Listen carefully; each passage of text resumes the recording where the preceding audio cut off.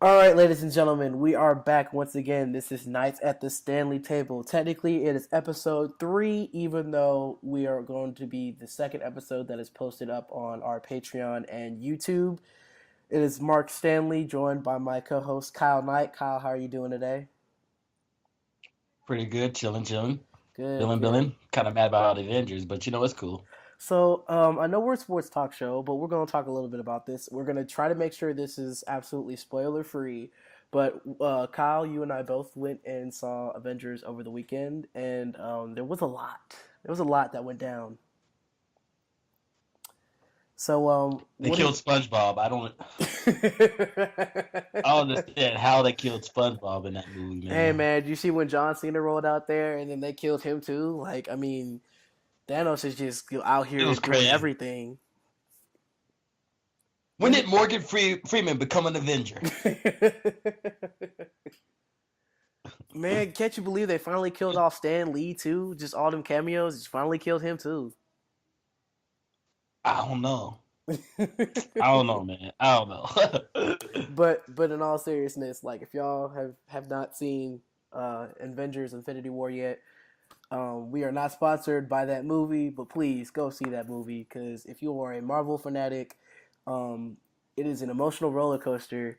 There are not many movies that have made me feel like extreme emotions, so many different ones in the course of about 3 hours of movie time, but that one pretty much did it. It's So, a 3-hour movie. It's so long. but So it just be almost ready. doesn't feel like it. Like there's so many stories that they tell in those 3 hours that it just doesn't feel like it's 3 hours. It just all feels like it runs together, you know. And so I would definitely recommend going to see that. Hmm. So, as much as I would love to talk about Infinity War all day, we cannot do so. So we're gonna go ahead and talk about sports since that's kind of what we made this show about, right? so, Pretty much. so we had some playoff games still going on, still coming with the same role that we've been doing before. We're gonna start with the NBA playoffs. So round two started today, or not today. It started yesterday, I believe, and Actually the started Sunday. 'Cause I think that's when the Warriors played the oh, that's right. Warriors Pelicans. played game one on Sunday. Saturday. That's Saturday. Saturday. You're right. So, Cavs had game one in Toronto, and they played a really tight one. They won in overtime, 113 to 112. Now, there's a couple things I want to talk about this game. First of all, let's talk about the fourth quarter. So the Cavs had not led the entire game. I don't think they actually grabbed a lead until either the fourth quarter or overtime, one of the two. I think it was overtime. Um, It was overtime. yeah, it was overtime. So they had been trailing the entire game. Um, but there was a big play at the end of the game in the final seconds where the Raptors had the final possession with a chance to win the game, and Jonas Valanciunas basically, or no, they came down. Somebody took a shot, missed. Jonas Valanciunas caught the rebound right under the basket. He went for the putback, he missed it. Got another tip back, missed that too. He missed about 6 or 7 tip-ins. Now, granted, I'm not a basketball player. Kyle, you used to play basketball in high school. You're kind of tall, or you were tall at the time. Um, so I'm not gonna say that like, oh, Valanciunas sucks because da da da da. I mean, here's the thing. I don't. You're a center. You're a If I'm tall seven dude. feet tall, I'm dunking it. But I If mean, I'm 7 feet tall, I'm not missing that. but like he missed it like 6 or 7 times right under the rim. And granted, there was contact because there was like 2 or 3 red jerseys that were like right next to him, also trying to get the rebound and stop him. But he had an ample amount of tip-in opportunities where if any of those had gone in, the Raptors would have won. But none of them go in. The Cavs get a chance to get the game winner with about zero point 0.5 seconds left. LeBron misses. They go to overtime. Cavs pull it away. Um, but yeah, so that was that. Um, and then basically, let's kind of talk about what the other stories in this game were. We talked about Valanciunas missing with the Raptors having a chance to win. But as always with Cavaliers games, we're going to talk about the biggest factor, which is LeBron James. Once again, so there are a couple things about LeBron. First of all, he had a triple double as usual in the playoffs. But he actually called this performance a bad game. He said in the post game interview after the game was over that it was probably one of the worst games he's had this season. Now, I don't know about you, Kyle, but I wish that I could be so good that a bad game for me is putting up 26, 13, and 11 in a triple double effort and a victory. I don't know. Fact of the matter was, it wasn't a bad game by him. It was a bad last quarter by the Raptors. It wasn't a bad game by him. He played good. He did his part. He always does his part. And his But it teammates wasn't a stepped bad up game. too for once. Exactly. And so that's what I was. My next question was going to be: is do you feel like it was more the Cavs winning with LeBron or Toronto losing? A little bit of both. I mean, what was the stat? The Raptors missed the last 15 of their 16 shots. Yeah, with going from the fourth quarter into the first half of overtime, they had missed like 15 of their last 16 shots. Yeah, that's awful. That's not gonna cut it. And then he had contributions from Tristan Thompson, who had what 12 and 10 or something like that. 14 and 12. 14 and 12. Yeah, so he had a double double on his part. J.R. Smith was hitting a couple threes. Jeff Green showed up a little, so he was getting contributions from other people.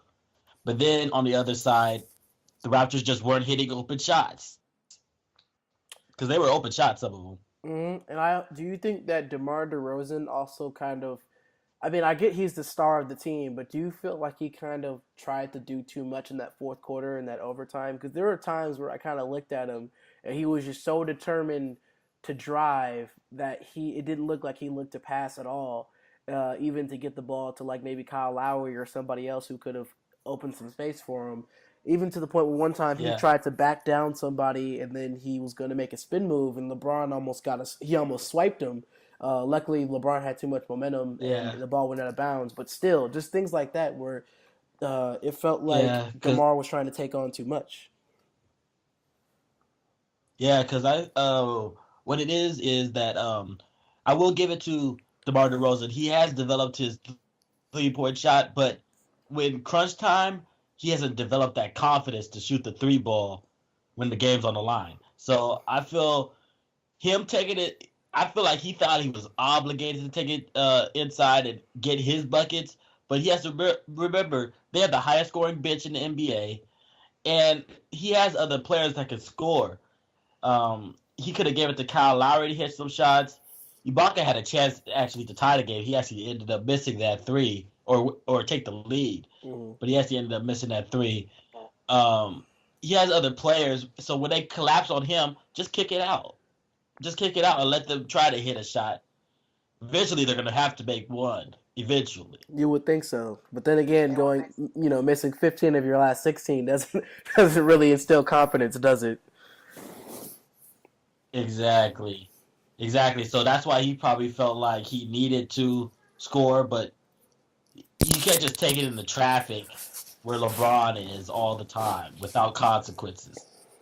And you also felt like he kind of had to, I guess, serve as the microwave for his team. The more shots he took, if they started going in, maybe his teams would start going into. Yeah, but the thing is, he wasn't making shots either. So, like, so they all weren't hitting in the last minute. So, in the overtime and in the regulation. So, it was just a bad team effort through in the regulation and overtime, Yeah. and a good team effort for the Cavs. So here's my next thing. Still talking about this game. We saw a good amount of time coming off the bench from Tristan Thompson. He played 26 minutes. And in those 26 minutes, he achieved a double double. He put up 14 points and 12 rebounds, as we mentioned earlier. So this is the first time I'm pretty sure all playoffs, like since the playoffs have started, that he's really actually gotten meaningful minutes. Definitely the first time since the whole Khloe Kardashian thing went down with cheating and all that stuff. So he comes out, he's automatically an impact. Well, I mean, he played. I think he played a lot in Pacers Game 7 too. So this is actually the second time he's put up meaningful minutes in a game. The first time he played in Game 7 against the Pacers, got a key black down the stretch and put up some help there. But today he puts up 14 and 12. So does this prove with Thompson's last two games that he probably should have been on the court as a starter all along? It does prove it. He has playoff experience, something that even though Larry Nance is a very athletic guy, he doesn't have that playoff experience, and he doesn't get the rebounds at the relentless ability that Tristan Thompson does. Tristan Thompson is relentless on the boards all the time, and he gets rebounds, and then he's putting back shots. So I feel like he should have been in the game. He was there when LeBron won the final. He was also there when he lost the final, but it wasn't because of him. He actually played pretty good. So um, they should have had him in the game all along, all Pacers series. Mm. So I agree with that. I think we're gonna have to see how Tyronn Lue basically goes forward with his lineups for the rest of the series and for the rest of the playoffs, depending on how far the Cavs go. Um, Quick side note: if anybody can find I don't want to say because people are gonna say if they listen like either a GIF or a GIF, however you pronounce it, of Tyronn Lue on the sideline making any other face or gesture other than his blank face, because it seems like every time I watch a Cavaliers game and they move to Tyronn Lue, his face is just emotionless. It's that emotionless blob where he doesn't say anything. He I just call him stares off. Donald Duck. He basically just stares off in his face. Like during timeouts, I'll see him talking, and like in the huddle, I'll see him talking. But like whenever they show his face, like during play, like during a stop and play, it's always that emotionless, like stare into space. So if anybody could find that or just footage of him not doing that, that'd be cool. Because I just feel like every time they show him during a stop and play, he's always making that same like dumbfounded face. I just always think it's I funny. call him I call him Donald Duck. That's what he looks like to me. Kind of looks like Donald Duck. So we're gonna skip this whole LeBron is the GOAT stuff because we're just gonna wait until after the series is over. It's too early to bring up this conversation again. So we're gonna go to our final point on this game, which is the Toronto Raptors lose a heartbreaker at home. They did lose by only a point, but as we know, the most important thing in playoff games is to always try to defend your home court if whenever possible. And the Raptors did not take care of business last night. So, like we know, it's a 7-game series, but does this first loss kind of decrease your faith in Toronto as the 1 seed to get past the Cavs if you had any to begin with? Yeah. I think I thought that actually at the beginning I thought the Raptors were gonna win. I know this is just one game, but I think they're forever cursed by LeBron. I don't know what LeBron did. I don't know what voodoo stuff he did. I don't know what he said to them. Yeah, because I believe But this is now the third consecutive matchup, or the third consecutive year that the Raptors and Cavs have gone at it in the playoffs. yes, and every year, what has happened? The Cavs have won every time. Every time. I don't know what it is. The Raptors could do good during the regular season, but when it comes to the playoffs, they just can't beat LeBron for some odd reason. So I'm picking them to lose. I think they'll probably lose at 7, probably, but I don't expect them to win the series. So you're still giving them a shot. I'm giving them a shot. I'm giving them a shot, but it's a slim shot. I don't think it would be at anything less than 7. I'm going to go a step bolder. I think that Toronto, like you said, is a different animal when it comes to the playoffs. There's always that picture that always goes around social media where they're the dinosaur logo in the regular season, but as soon as they get to the postseason, they turn into Barney, which it's funny, but from their playoff history, it kind of has a point. They just keep running into the buzzsaw that's LeBron James, and I don't know if they'll be, even with a weakened Cavs team compared to last year and previous years, I just think that LeBron has shown that he has a willingness to do everything and anything and everything that is necessary to will his team to W. And he showed that last night. He showed that in Game 7 against the Pacers in that whole series. And I think he's just going to do that again. It's going to run into another test when he gets into either Boston or Philly. But I think Toronto just doesn't have.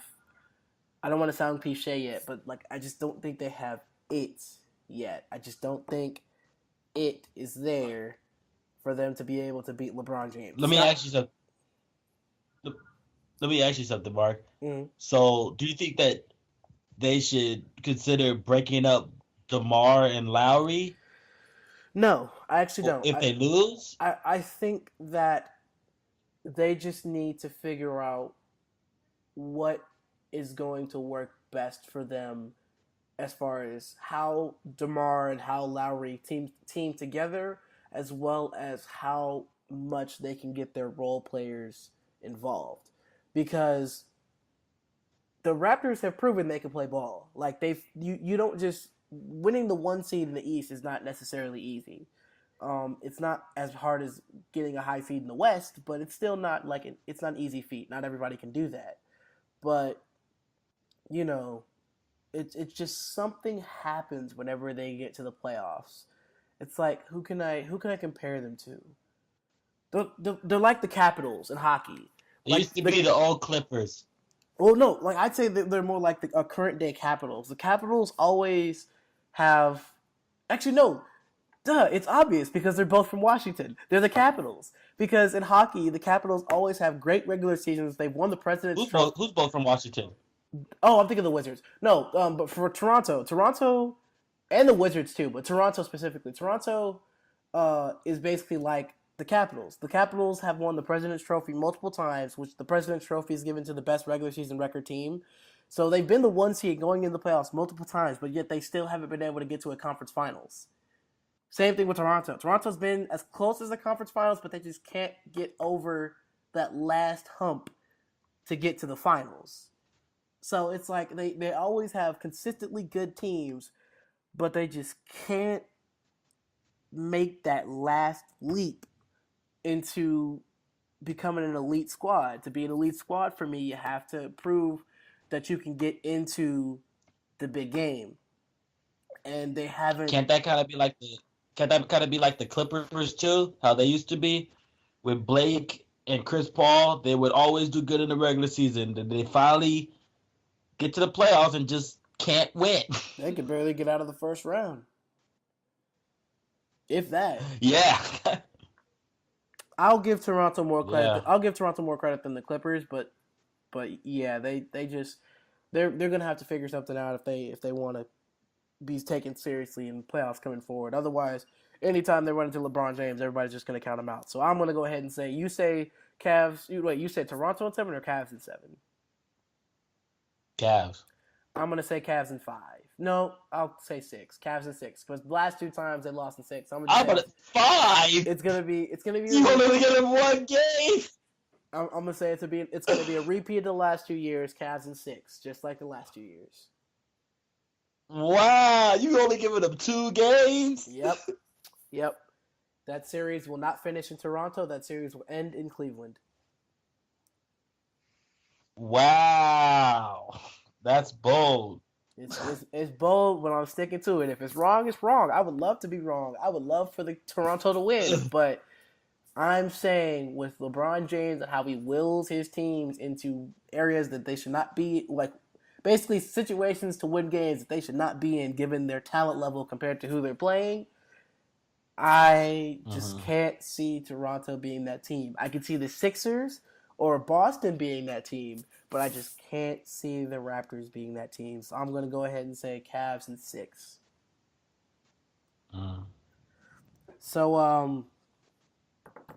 So here's the next topic that's going to be near and dear to both of our hearts, being, California kids. Game 2. There was an announcement earlier in the day that a certain number 30 for the Golden State Warriors was going to be making his way back on the court after being gone for a month. Stephen Curry Yes, sir. finally made it back on the court. There was rumors he would not be in the playoffs until the conference finals, and yet here he was in Game 2 against the Pelicans, finally getting back on the court. And I have to say it this way because it was how it went down. He's back. Man, in his return, Steph dropped 28 points in a win over the Pelicans to take the 2-0 series back to New Orleans. And man, when he stepped on the court, first shot he took, bang, three. That was the sign right there. Everybody wondered, was there going to be rust? Was he going to be a little rusty? Was he going to need to get back to being adjusted? Yada yada. Nope. He walked around the court. Soon as he got the ball, pull, 3-pointer, crowd went nuts. He's back. So You can easily tell that the Pelicans' whole energy changed. Oh yeah, because as soon as he hit that three, the Pelicans came back and tried to start hitting threes with him. They tried to keep up because they're like, we can't let him take the momentum. And Steve was like, and Stephen was like, all right, I'm gonna go hit a three. And then when he missed a three, Clay was like, I got you, Steph. I'm gonna hit a three. And then they would try to go back and hit a three. And then he's like, all right, well, if you can't hit a three, you can't hit a three. Draymond go hit a three. It was just, you could tell that the Pelicans, as soon as those threes started hitting, they got rattled and their whole game changed. Because before then, they had been beating the Warriors down inside the post. And after that, Yeah. they just started pulling threes, and it wasn't working. They hit a few here. They hit enough to kind The of keep thing, them in the game. But, the thing that makes them so scary is that there's too many weapons, and the Warriors won by what, 6 points? they actually won. No, I think you're right. They won some. They won by 5. 5. Yeah, they won by 5 points, and they didn't particularly shoot the ball particularly well. Like Clay was 4 for 17 from three, or from the field. Livingston was missing a couple of jump shots. Iguodala was missing jump shots and free throws, and they still win the game. So I Thompson think was it's scary. I Thompson was think they 4 for win 20. this 4 for 20. Yeah, that's not happening again. And they still win the game because there's too many weapons. They got 28 out of Curry and 29 out of Durant. Or it might have been 26 out of Curry, 28 out of Nope, Durant. nope. They got Something like that. you're right. They got 28 out of Curry, 29 out of Durant, and another 20 from Draymond. Yeah, 20 from Draymond. And they just won pretty much. I mean, the Pelicans didn't lay down, but in that situation, there's nothing they could really do. And even with all that, I thought they. Go I ahead. feel like they used all of their energy in that one game. I feel like all of their energy went to that one game, and they didn't get that game. And it's just like, well, damn, what do we do? But yeah, I just think that the Warriors just had too much for them. There was too much energy going on in the stadium or in the arena. The team, I knew they probably wanted to win because it was Steph's first game back, and they didn't want to lose Steph's first game back in the playoffs. And it was just a lot of emotion. And yeah, I just think they had, even though the Pelicans did keep it close, I'll give them that. They made it a game. It was competitive the whole way through, but the Warriors just had too much. So, Yeah, I agree. side note from Steph. So what are you picking the series count? Well, first of all, let's talk about one more thing about this game. Let's talk about our little wild card for the Warriors, Draymond Green, as we love to talk about. So, Wait. Time out. Who do you have winning the series, though? I mean, how many games do you have the Warriors winning? now that Steph's back, I'm saying Warriors in 5. That's exactly what I was going to say. 5. I'm saying They win Anthony 4, Davis. cool, but I think 5. I'm saying Anthony Davis will not allow himself to get swept at home, just like he was 2 years ago, or was it 3? No, 3 years ago. It was in 2015. So he won't allow himself to get swept again. But he will still suffer the same fate that he did in his last playoff run. So he'll be sitting on his couch by the end of the month. Pretty much. So let's talk about Draymond Green. So Draymond Green made a few headlines for a couple of things that happened last night. First of which, let's talk about the one that was purely on the court stuff. He flirted with another triple double. I believe the Warriors are like 26-0 when he scores. When he gets a triple double or something like that. I forgot. Maybe not 26 because I don't think he's had 26 triple doubles, but they're undefeated when he gets a triple double in a game. Regardless, he flirted with one today. He had 20 points, 12 rebounds, 9 assists. Um, and so he had a pretty well performance to help out in that Warriors win. But that's not going to be the one that's going to make the headlines. The headlines are the things that were actually said. Because you could see before halftime, he actually ended up getting into a little bit of a trash talking match with Rajon Rondo. Um, which of course caught headlines because it's on court, drama and things like that, and people like and reporters and talk show hosts like us love talking about these things. But it was actually really what happened in the post game press conference that really caught note. Where after the game was over, the NBA on TNT crew, Charles Barkley and Shaq and Ernie and Jet and all them talked about that little skirmish, and Charles Barkley said, "Man, I wish somebody would punch Draymond in the face. I wish I could punch him in the face." And then Draymond, in the post-game presser, was of course asked about this, and he said, "Look, if you're not gonna step up to me and punch me in the face, then stop talking about it." So, what are your thoughts about that whole drama that's been going on?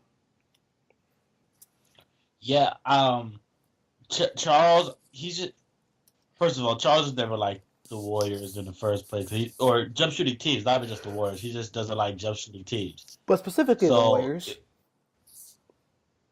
yeah, specifically the Warriors. But then when he's saying that about Draymond, then you're testing somebody's manhood, which isn't cool. You talk about hitting somebody, testing somebody's manhood. So Draymond said the right thing. I mean, if you're not going to do anything, then don't talk about it. You talk about it behind the desk, so why are you talking about it? Mm-hmm. So we just gonna have to see what happens because now that Chuck and the Warriors have had beef since the Warriors, actually since before the Warriors were like the Warriors, even since 2007 when the first time they made the playoffs in a while. So we're just gonna have to see how that goes. I don't think Chuck is gonna fight nobody. Chuck loves talking smack.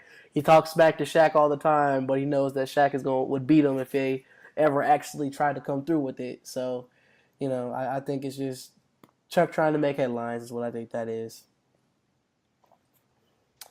So then we're going to move on to our last game, which is going to be tonight. We got the Rockets and Jazz game 2. So game 1, the Rockets took that one 110-96. James Harden dropped 41 points, and he also had 8 assists and 7 rebounds to go alongside with that. So, Kyle, what are your feelings tonight? Game 2, still in Houston. You think the Jazz will respond? Do you think it's going to be more of the same as the last time? And then also follow up to Houston in that. 4. Yeah. Oh, wow. You think it's a sweep? Yes, they don't have, because they're not having Ricky Rubio back for the whole series. I think Rockets is sweet. I think they just have too much talent for the Jazz now. Rudy Gobert was playing kind of soft last game. I don't know if he's going to play like that the whole series, but I think Rockets in 4. James Harden is just too good, I think. You don't even think Donovan Mitchell's going to have an effect, a potential Rookie of the Year?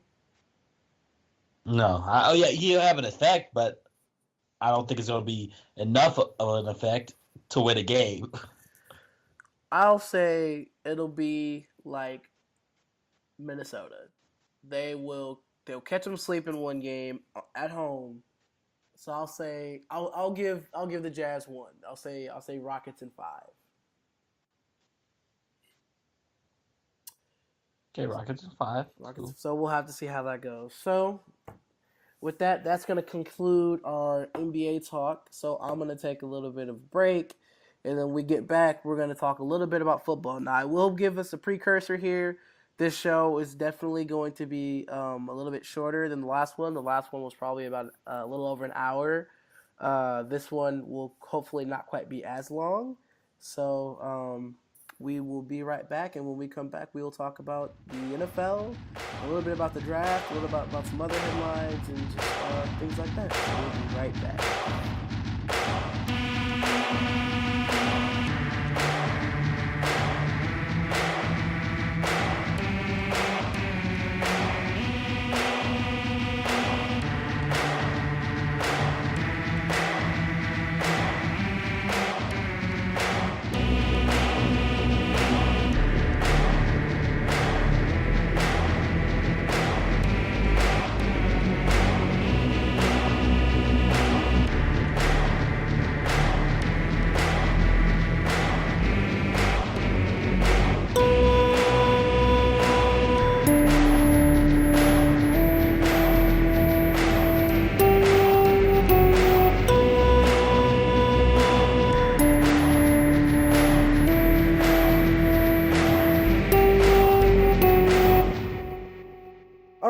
back. This is Nights at the Stanley Table. So we just talked about the NBA playoffs, and we're going to talk about our last topic today. It's like I said, we're just going to try to make this a little bit of a shorter show. We're going to talk about football. We would talk about hockey in the NHL playoffs, but I will admit I did not get to watch as many games as I should have this week, so I don't really want to talk about anything I haven't gotten a chance to watch yet. So maybe the next time we'll talk a little bit more about them. But let's talk about football. So first thing, before we get into the draft, we're going to talk about our Brady headlines. So, the first thing that dominated headlines this weekend was Tom Brady was at a conference somewhere. I forgot where it was. I had just seen it this morning. And somebody had asked him if he felt like he was properly appreciated by Robert Kraft and Bill Belichick. If he felt like Robert Kraft and Bill Belichick had truly appreciated everything he's done for the Patriots organization, his accomplishments and things like that. Did you hear about his response? No. It was something cute. It was just, he kind of laughed and he said, "I plead the fifth." And everybody kind of laughed. It was kind of a joke, things like that. So here's my question to you. You know, pleading the fifth, of course, means like I will not incriminate myself. So I personally think that it was staged. Like, I think he's trying to play up the media so that way that they think that there's some tension here. I think that there may be problems within the organization, but I don't think they're as big as what they're making it to be. They just want to make it seem dramatic, so the media has headlines, and so teams can think maybe we could take advantage of this tension. So I'll ask you: do you buy or sell that there is tension right now in New England between Belichick, Brady, and Robert Kraft? I mean, I feel like in the past there's been tension, but I think they're just doing too much now. I don't think it's like a real tension right now. I think it's like a whatever situation.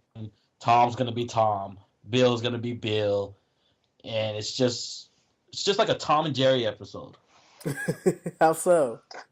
That's what it is, basically. It's a show. But how do you think it's like Tom and Jerry? Explain. Well, first of all, Tom and Jerry was a cartoon, if you guys don't remember, and they would try to kill each other. But it was a show. So they're putting on a show like they're going to kill each other. But they're actually not behind closed doors. No. Okay, I see what you mean now. Okay, so we had a lot of quarterbacks. This was a very quarterback-friendly draft this year. Moving on to the draft. Out of all the quarterbacks that were taken, if you just had to throw out a random one that you think is going to make the quickest impact, which one do you think would do that out of the ones taken Baker so far? Mayfield. Really? Baker Mayfield. I say Baker Mayfield because he has to. He's on the Browns. He has to do something. He doesn't have a choice but to make a big impact. I would say Lamar. Lamar's on the Ravens. They're better than the Browns team. But Baker Mayfield has to. If he doesn't, then they're not gonna win a game. Again. And again. And again. Do you think and again. And again. So do you think that Baker is gonna And again. So do you think that Baker is gonna start this year, or do you think they're just gonna roll with Tyrod since they did acquire him via trade? And then kind of let Baker sit for a year and kind of learn and figure out the playbook. I mean, it's going to be a battle. We'll see how they do in training camp. It's going to be a battle. But if they don't end up playing Baker, do you think that would be kind of a waste of a draft pick? Oh, no. Not at all. Not at all. People take their first-round picks and sit them all the time, especially if they have somebody above them. I think they don't want to throw, especially when you're the Cleveland Browns, you don't want to throw your star guy into the fire without any help.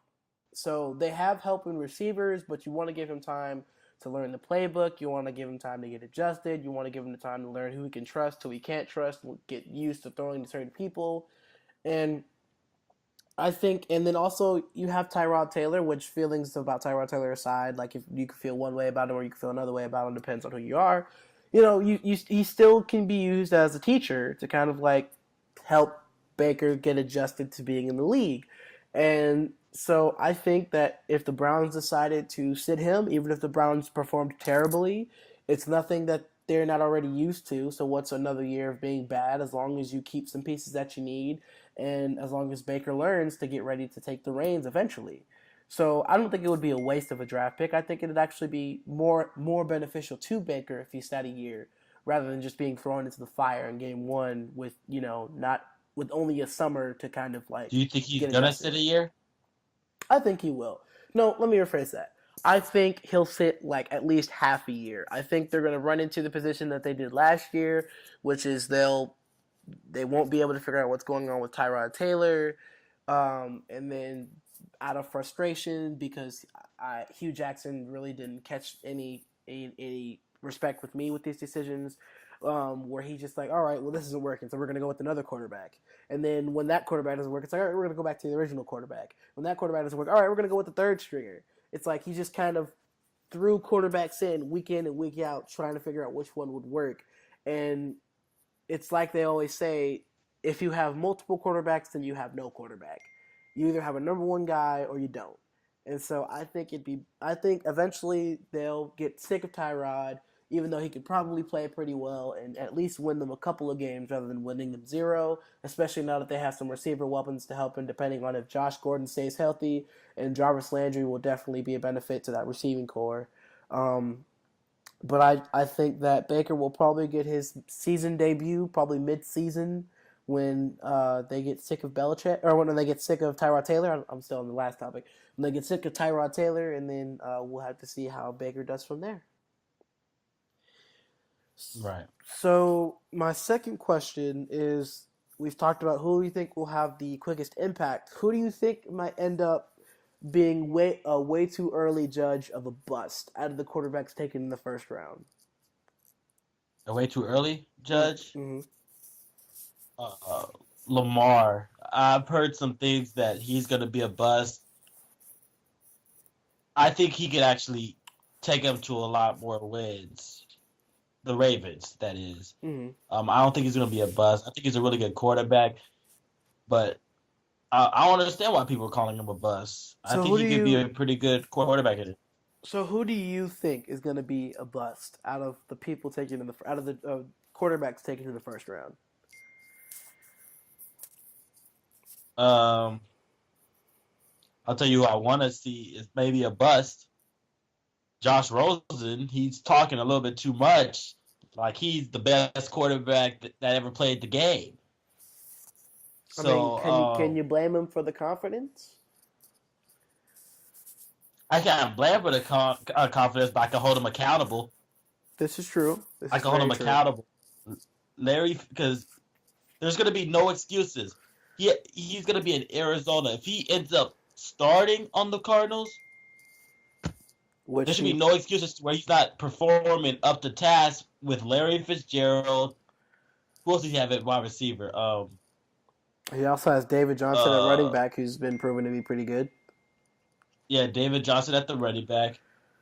And he has some other good pieces at the wide receiver position. So there should be no excuses to why he won't be completing passes. Well, we'll have to see. On my end, I think that probably. What do I think? USC quarterback? I think for the bust. I think Sam Darnold is going to be a bust. I just don't understand why he was so high in the draft. He led in turnovers, right? He led the FBS in turnovers last year. And one of the biggest things that they said was a drawback for him was he couldn't hold on to the foot. He has ball security issues. If you're going to be if you're going to be a Jet, you're obviously not going to be on a very good team, which also means that you're probably going to get hit. Maybe not a lot, but you're going to get hit. And he's got to be able to hold on to the football when he takes those hits. If you can't hold on to the football, that's just adding another turnover to the already list of turnovers that you'll probably have for interceptions, and you're not going to have a long career in the league. So I just think that I wanted to prove me wrong. I'm not saying this out of spite for Sam Darnold. I just never saw what the hype was about him, just looking purely at his stats. And so I think that he will be a bust. As far as the quickest impact, who will make the fastest impact on the football field once the season starts? Uh, I think I'm still sitting on Baker Mayfield sitting for a good chunk of the year. I also think Josh Rosen uh, might stumble a little bit. Not maybe not. He won't be a bust, but I think he'll stumble a little bit. So I guess maybe Josh Allen. Um, I think here's the thing. Really? I don't know if Josh Allen will be great. I think he'll come in decent early because he's already on a team that's made the playoffs the previous year, so he already has help. Um, but I just think he'll make a quick impact. I don't know how long it'll last. Even if that's lasting, like he wins a couple of games early, he puts up some good games early. Um, but I just think that uh, Josh Allen will probably make the quickest impact, and then we'll kind of have to see uh, where we go from there.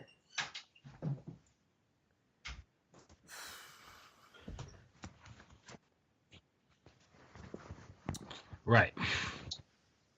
So, Kyle, do you wanna lead us into our last topic? We're hitting about 40. We're at the 42.5 minute mark. So, like Yes, I said, yes, I. Well, for the last segment, you know, I know we're a little ways from. Well, actually, it's coming up. Football season, NFL. Mark knows more about football. I know football, but not like Mark. So we're going to be talking about who we think is going to be coming out of each division and who we think will be the wild cards in the AFC and NFC. So first, we're going to start with the AFC. Let's start with team. all right. We got the Patriots, the Bills, the Dolphins, and the Jets. On the limb, I figure you're gonna say the Patriots, but I'll just ask you for giggles. Yep. Who's coming out of the NFC? Yep. The Patriots. NFC. The Patriots are winning that division. They've been kings of that division for years. I just don't see anybody taking Tom Brady out of the equation. So, yep, Patriots come out of the East as usual.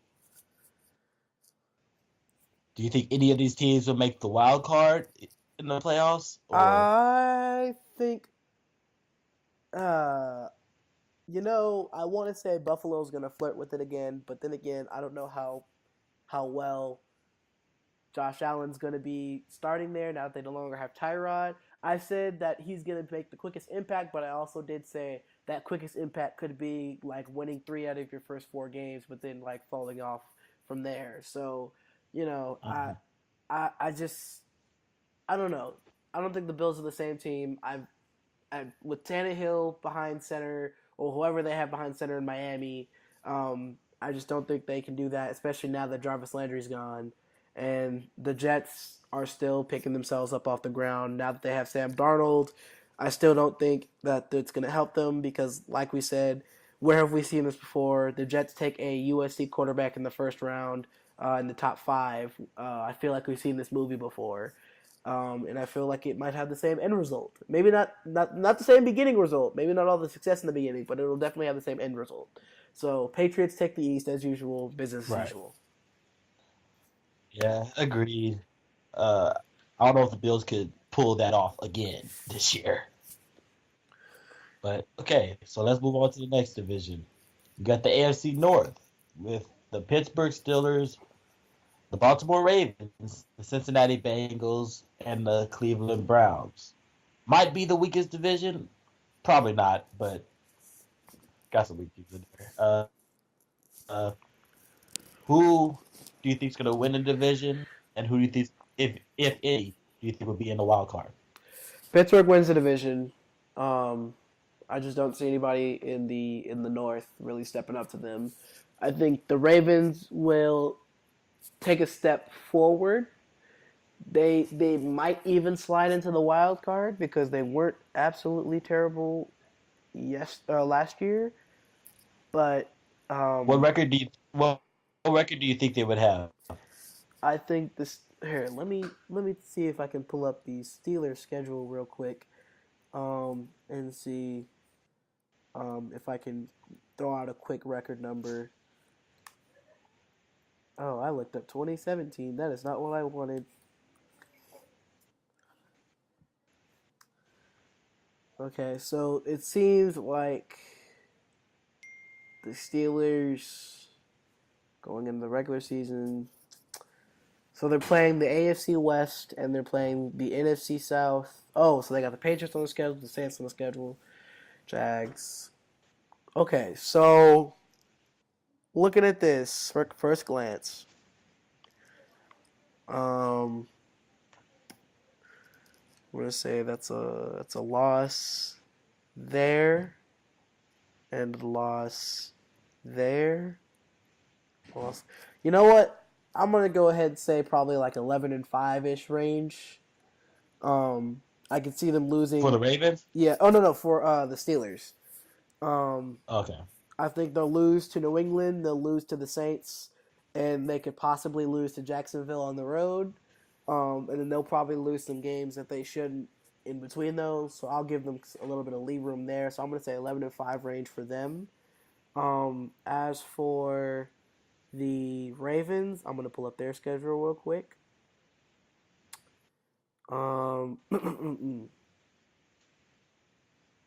Let's see, 2018 schedule. All right. So, where's the Pistons? 2, 3.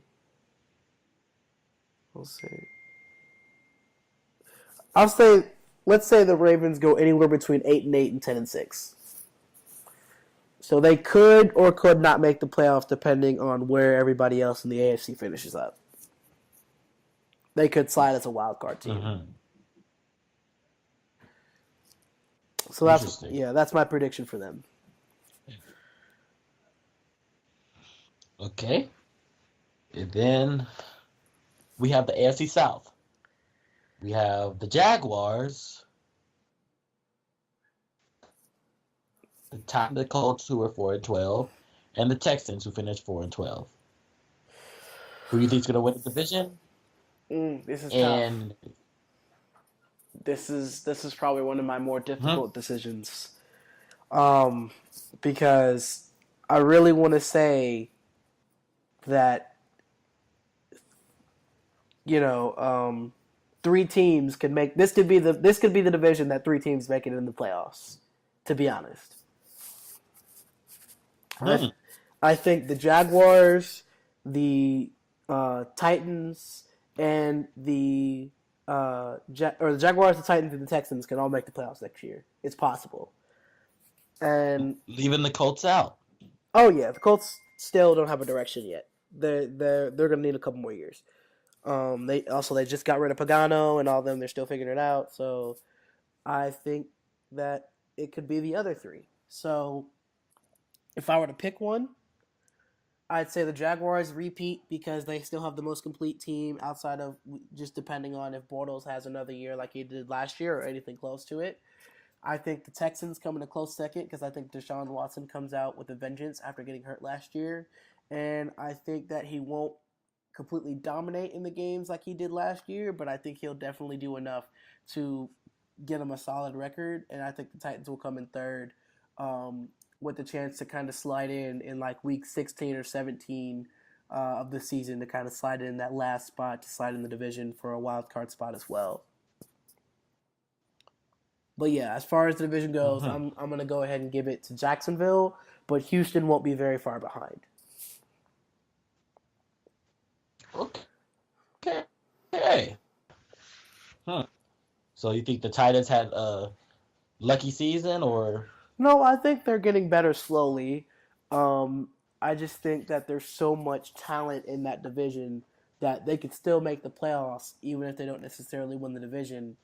Um, I just think they're not quite complete like Jacksonville technically is yet, but and complete meaning that you like have at least good people in all facets of the offensive and defensive side of the ball. But I do think that they are getting there. They are getting to a point where they can start becoming a real annual playoff contender. Okay, understandable. And and now my personal favorite division, the AFC West. Me and Mark have a pass to this division. Huh. We hate every team except the Raiders. This well we have to Pretty be much. we have to be non-biased, so we don't hate every team on the show. Off the show we do. On the show we have to be unbiased. Yep. So I'm gonna say for the AFC West, it's gonna be a weird one. I'm gonna say the Chargers. I'm gonna say if Keenan Allen can stay Hold up, healthy. I gotta walk off real quick. we gotta stay Can't unbiased. believe you just said the Chargers. I think it I from the want way to hear what's your reasoning? from the way the draft looked, everybody in the AFC West but the Raiders improved on their defense. And, the Chiefs are going to go ahead and go with Patrick Mahomes, it seems like, after dealing Alex Smith in the offseason. So basically, we're dealing with Patrick Mahomes from the Chiefs, Derek Carr, who's good on the offensive side of the ball, but the Raiders still need help on defense, and the Broncos are still trying to figure out their quarterback situation. So I think with that, the Chargers are the only team left that really makes any sense. Their defense got better. If they have Keenan Allen, they're already still a threat. Phillip Rivers is still putting out, even if he's not always making the headlines, he's still a good worker. He's still working hard. So I think that this season the Chargers will win the division, and I think that the Chiefs will not be far behind, and the Broncos will probably not be far behind them. And as much as I hate to admit it, I still think that the Raiders are behind on the train. So they're probably going to finish last in the division this year. With Gruden coming in, he's kind of blowing up the team slowly. The defense really hasn't gotten that much better as far as the draft goes, with unproven talent, getting unproven talent in the later rounds, and spending the first round pick with a tackle, which a tackle is nice, but when your biggest hole is on defense, and when people like Derwin James and Mika Fitzpatrick and people of those caliber were still on the board when they were definitely at positions of need, I just don't understand why you don't draft that. So I think that the Raiders will take a further step back this year. They'll probably finish in last in the AFC West. I think the Chargers will win the division. Last in the division, huh, Mark? Yeah, trust me, it hurts me. It hurts me to say it, but that's how I feel. Well then. I can feel your judgment. It's there.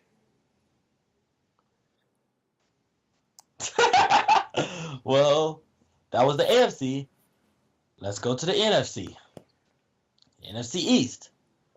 Got the Eagles, who finished 13-3, the Cowboys, who finished 9-7, the Redskins 7-9, and the Giants 3-13. Who wins and who makes the wild card if they make the wild card? This division is an absolute crapshoot. I can't remember the last time somebody, like a team from this division, won back to back. So just to follow that pattern, as much as I want to pick the Eagles as a favorite because they just won the Super Bowl and all that good stuff, I'm gonna just go with the wild card. I'm gonna say the Giants are gonna win the division, the Eagles are gonna win the wild card, just because the Eagles are too good, I think, not to make the playoffs again, especially with Carson Wentz coming back, and they didn't really lose too many big pieces, so they'll still slide in. I just think the Giants, just because they're the only team not named the Eagles that I think stands a chance next year in that division. And now that they have Saquon Barkley to give, What about the Cowboys? Don't have confidence? no, not in the slightest. I think with Dez gone, they still have defensive issues. They used the first round pick to drive a linebacker with neck issues. So basically, they're going to have another linebacker that has injury history, just like Jalen Smith and just like Sean Lee. So it really doesn't improve their defense as much as they probably want. And I think that the Cowboys, they're not going to finish last. I think they'll finish like third, but they won't be in the playoffs. Wow. I So the stand by Redskins that. finished last again. Yeah, but Well, the it's not Redskins as finished last. bad. Like let's say, you know, instead of finishing like 1-15 or 2-2 like that, like they'll probably finish like maybe 5-11, 6-10. It'll be like a close range. It'll be like 6-10, 7-9, or 8-8. No, I'll say yeah, like I'll say that. Like it'll be like a 5-11, 6-10, and then like maybe a 11, maybe a 10-6, and an 11-5 or a 12-4 from the top two. So it'll be relatively close. Okay, that was cool. Now we have the NFC North division. Got the Vikings at 13-3, the Lions at 9-7, the Packers at 7-9, and the Bears at 5-11. Who Vikings, wins and who gets the wild card? Vikings, Vikings win the division. The Packers will get the wild card because Aaron Rodgers will be back, and he's basically the LeBron James of football, where he's just going to will the rest of his team into a playoff. As long as he doesn't get hurt again, I can't see Green Bay not going into the playoffs. So they'll hit the wild card because Aaron Rodgers will just will them to get there.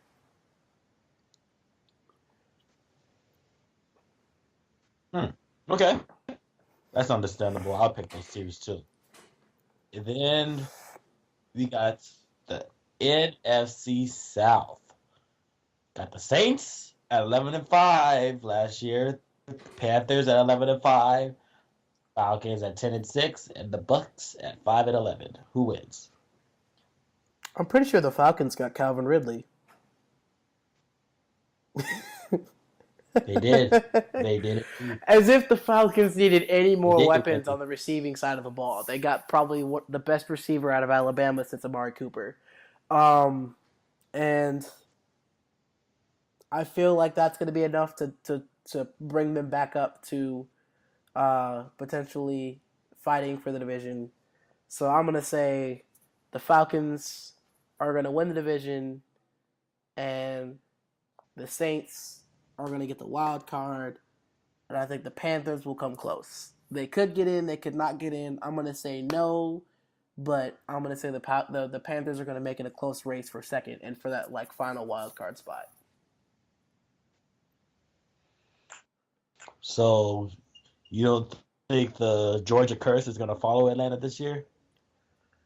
Well, the Georgia curse only applies to championship games. So they very well could go to the Super Bowl and then lose again. But I don't think they're going to go to the Super Bowl. But, I mean, that's the Georgia curse. It only applies in the championship game.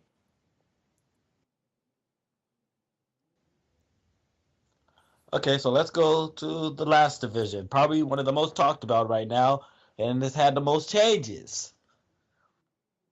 We got the Rams, who finished 11-5, the Seahawks, who finished 9-7, the Cardinals, who finished 8-8, and the Niners, who finished 6-10. This is Do gonna you be believe the hype? This is gonna be a fun division to watch next year. I Do think you believe the hype? And do you believe Richard Sherman will make an impact on the Niners? I, What's gonna happen? You believe Rosen is gonna make an impact on the Cardinals? What's the gonna the happen? Niners finished 6-10, but they like won their last 5 games ever since Garoppolo was acquired by via trade, and they started him. So Exactly.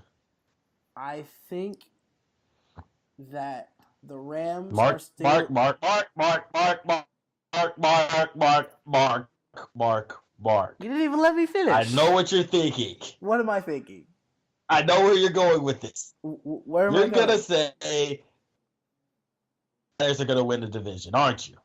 I said you're gonna. I'm gonna say what? The Bears are gonna win the division, aren't you? No, that wasn't what I was going to say.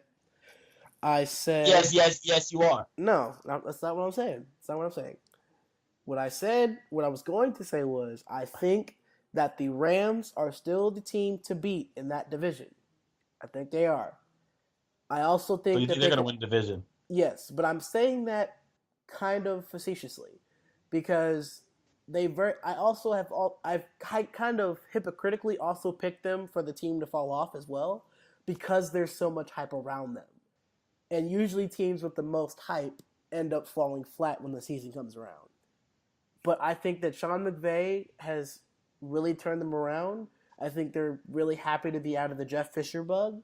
And I think that they, at least talent wise, they have enough to go and win the division again. Now, I do think that the 49ers will be a wild card team. Goodness gracious. I also Jeez Louise, Chuck E. will Cheese. I also will boldly say that, with our biases here, when the Raiders go to Levi's Stadium for that Thursday night in November, Mark, okay. Well, this ends our this ends nice at the Stanley Table. We'll catch you next week.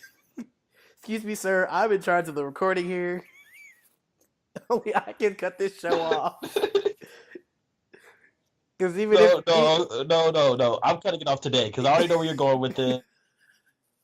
Even if you hung up, I'm still here. I would still be able to say what I have to say. You just wouldn't be here. Like, share, and subscribe. And we'll catch you guys later this week after we edit and put this up. Because I already know what he's gonna say when he does that. When the Raiders go to Levi's State, I already know what he was gonna say. So this concludes our show. I have to finish the thought. We'll catch you guys next week.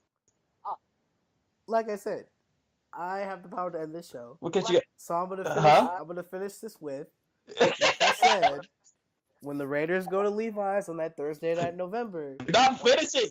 The Raiders will leave, unfortunately, with an L. Because I just don't think that the Raiders are quite there yet. God. I had to say it. I just ended the show. No, you thought you ended the show. I am the one with the power to cut off this broadcast.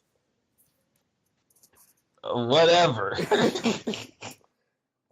So I just ended the show. It concluded our show. This isn't going into video. Oh no, it is. It's definitely going in at the end. You gotta have the blooper reel. So with that, Kyle, do you have anything else you would care to add now that I'm officially ending the show?